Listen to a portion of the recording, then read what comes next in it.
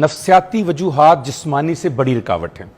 जिस्मानी में तो होता है ना, अगर डायबिटिक हो तब नींद नहीं आती, या आपको कोई अल्सर है, अल्सर की वजह से आपको नींद नहीं आती बॉडी में।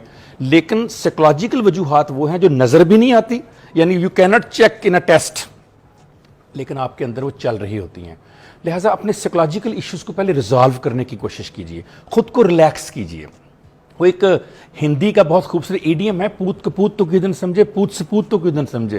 अगर खुद को एक बात समझाइए, अगर कुछ होना है तो मैं क्या कर सकता हूं, वो तो होना है। अगर कुछ नहीं होना तो मैं क्या कर सकता हूं, वो तो नहीं होना।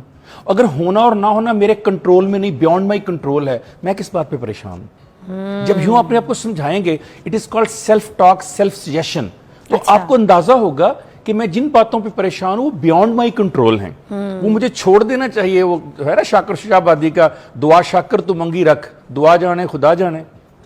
इतनी बड़ी हस्ती से मांग के तो अब शक का इजहार कर रहे हो, मिलेगा कि नहीं मिलेगा।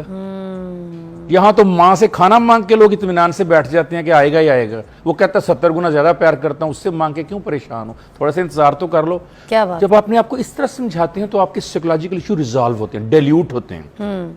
तो बेसिकली मैनेज करना, डिल्यूट करना होता है उनको।